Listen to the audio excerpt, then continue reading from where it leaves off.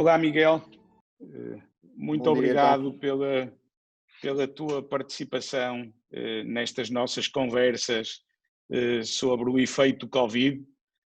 Portanto, não estávamos totalmente preparados para uma pandemia desta dimensão. Diria até que, enquanto ser humano, estávamos a aproximar, ou a pensar que nos estávamos a aproximar da imortalidade. Era isso que se discutia nos fóruns É de verdade. tecnologia e na esperança média da saúde dos portugueses, mas na verdade levamos aqui uma marretada de uma maneira geral e no que diz respeito à Sonai Capital, qual tem sido o impacto nos vários negócios do vosso portfólio? Bom dia, António. Obrigado pelo convite, é um gosto. De facto, o impacto tem sido muito grande, mas acima de tudo muito heterogéneo. O portfólio da Sonai Capital é diversificado e como tal, nota-se que o impacto desta situação é completamente diferente nos vários negócios.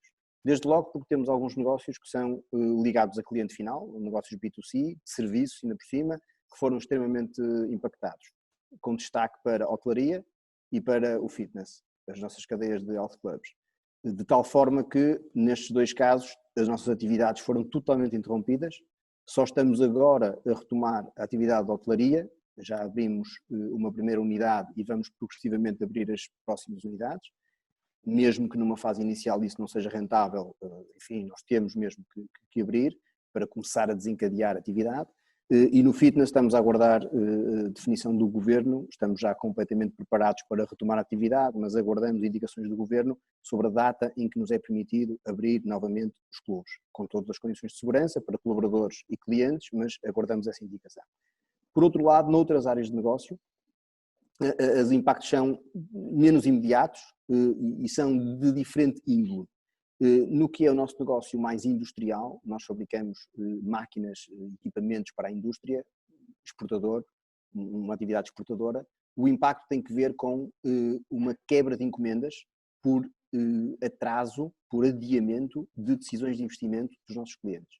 Os bens de equipamento são investimentos de longo prazo e, portanto, um clima de incerteza induz adiamento de decisões de investimento e, portanto, aí o que se nota, a atividade de elaboração continua, embora com menos intensidade, não fomos forçados a interromper essa atividade, mas enfrentamos mais incerteza e adiamento dessas encomendas, o que nos diminui a carteira de encomendas e, inevitavelmente, faz diminuir depois o nível de vendas. Na nossa área de energia, é talvez aquela que se revela mais resiliente, mais estrutural e, portanto, o consumo de energia abrandou, mas em larga medida mantém-se, e aí os impactos são, embora existentes e relevantes, são os menos significativos nessa área. Finalmente, na área de real estate, as vendas de real estate têm-se mantido relativamente animadas, continuamos a ter movimentos, interesse, visitas e vendas, quer de real estate turístico, portanto, real estate residencial de segunda habitação, que nós temos, quer também de ativos de rendimento, em que também mantemos bastante atividade. Portanto, esta última área, até se calhar com alguma surpresa, mas esta última área mantém-se com bastante resiliente. E, portanto, enfim, acho que o que caracteriza isto é impacto, sim, forte, heterogéneo. Muito bem. Digamos que houve uma primeira fase de negação em que, de uma maneira geral, a sociedade e a economia achava que isto era uma gripe e, portanto, ia ter um impacto semelhante à gripe. Depois entramos numa fase de disrupção, porque os casos começaram a aumentar exponencialmente, porque o fator de contágio é muito mais forte do que uma gripe. Fomos para um lockdown que durou quase 2 meses. Agora estamos a desconfinar, digamos que de uma forma lenta ou estruturada, segura. Digamos que nesta fase mais de retoma, quais são as medidas que vocês consideram fundamentais para os vossos negócios?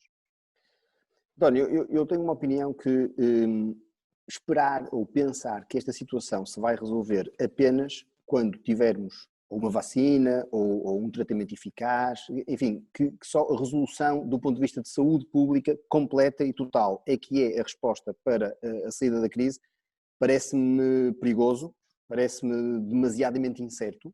Eu acho que é essencial que se assuma que é necessário viver e ter atividade económica, tanto quanto possível, normal, mas num cenário de coexistência com a pandemia. Portanto, eu penso que isto é um princípio, enfim, que já hoje é inegável. Portanto, as medidas que promovem essa coexistência pacífica das pessoas com a pandemia são as que estão, parece-me, no centro da questão. Quero dizer o quê? É essencial para todos os nossos negócios, de uma forma ou de outra, que as pessoas sintam segurança, sintam confiança a desenvolverem o seu dia-a-dia, desenvolverem a sua atividade, a consumirem, a embarcarem em atividades de lazer, enfim, a investirem. Portanto, isso parece-me que é, como pano de fundo, globalmente, o tipo de medidas que são necessárias. Depois, claro que para cada setor, algumas medidas específicas são fundamentais. E nomeadamente, eu penso que os governos do mundo se deparam com uma situação de crise económica extremamente indexada a um único evento. Ao contrário de muitas das mais tradicionais crises económicas, são desencadeadas por uma situação macroeconómica de fragilidade global, mas aqui temos um evento muito concreto que desencadeia uma reação social e, por consequência, económica. Os governos o que estão a tentar fazer, e parece-me que bem, e que devem tentar fazer, na minha opinião, é conseguir que um conjunto de parâmetros macroeconómicos se mantenham estabilizados ao longo desta perturbação, para quando ela desaparecer ou amenizar, a atividade económica retome normalmente.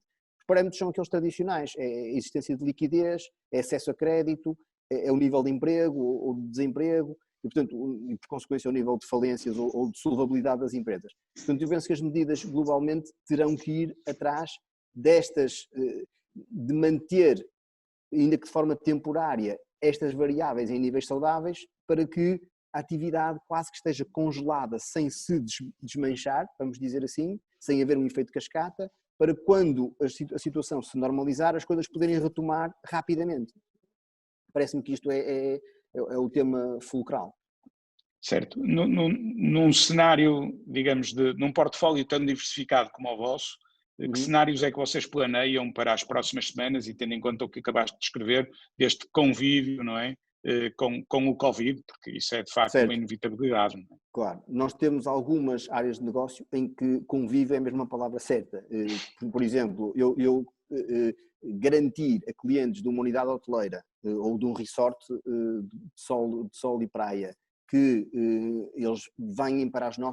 esses clientes vêm para as nossas unidades e vão estar seguros, vão poder conviver inevitavelmente com outras pessoas, embora com todas as distâncias de segurança, e isso não se vai traduzir num risco incremental de contágio, é fundamental. E, portanto, nestas unidades, nomeadamente na hotelaria e no fitness, toda a nossa aposta vai para, por um lado, garantir e implementar medidas o mais abrangentes possível de segurança e retenção de contágio e impedimento de contágio, e comunicá-las convenientemente.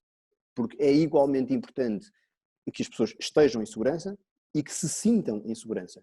Portanto, são duas faces da mesma moeda. Não basta que eu tenha implementado um conjunto de medidas e depois os clientes e os colaboradores não sintam que elas são eficazes.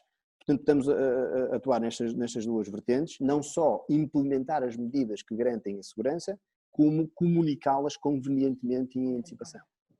Nas áreas de negócio mais B2B, em que há muito menos contacto e que as coisas são mais remotas, como por exemplo a área industrial ou a área de energia, estas medidas estão naturalmente mais centradas nos próprios colaboradores, que são o mais pertinente nesses casos, mas tentamos muito não perder os vínculos com os nossos clientes e, portanto, ainda que seja remotamente, manter os contactos e os canais sempre abertos para que as coisas continuem a rolar. Muito bem, Miguel. Como engenheiro pragmático, assertivo, orientado por processos e com uma forte componente de dados para ter estes processos robustos, e para finalizarmos esta conversa, quais são aquelas preocupações mais prementes que vocês antevêm para este novo normal? Uma das preocupações mais prementes que nós hoje temos, inevitavelmente, é num cenário de, por um lado, incerteza e, acima de tudo, inatividade de grande parte das nossas pessoas e dos nossos negócios, é garantir liquidez e garantir adequado financiamento para que possamos estar seguros de que não há nenhum tema de solvabilidade ou de estabilidade da empresa em causa. E isso é uma primeira preocupação desde o momento zero, aliás, desde sempre, não é apenas desta pandemia, ficou apenas agudizada e de alguma forma alterada com as situações de incerteza que a pandemia traz, mas foi a primeira coisa que tratamos de fazer e estamos hoje tranquilos que temos asseguradas as fontes de financiamento para longo prazo, mesmo em situações de cenarização extrema, pensamos que estamos perfeitamente salvaguardados.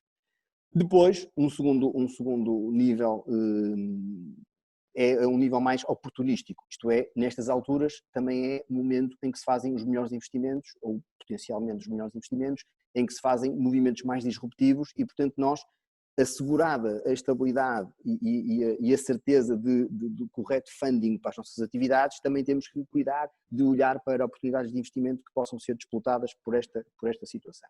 E, portanto, também aqui estamos ativos nessa vigilância, vamos dizer assim. Finalmente, temos tirado algumas ilações e tentar ser criativos, quer para os próprios modelos de negócio, portanto, como dizes, vai haver de facto um novo normal e nós temos de ser rápidos, criativos e digamos, eficientes e eficazes em implementar essas alterações nos próprios modelos de negócio e reagir de forma rápida. Por exemplo, explotamos muito rapidamente uma atividade digital no nosso negócio de fitness, que foi muito importante em, lá está, como dizia eu há pouco, manter vivo o vínculo com os nossos clientes, e isso foi um movimento que teve que ser extremamente rápido, dinâmico, e isso põe-nos à prova também por essa via. E finalmente, também alterações estruturais na forma de trabalhar, não tanto nos modelos de negócio, mas na forma de trabalhar. Um exemplo clássico é como tratamos o teletrabalho. E o teletrabalho, nós já estávamos a ensaiar antes desta situação, foi fortemente acelerado e eu acredito que nos moldes corretos se vai manter.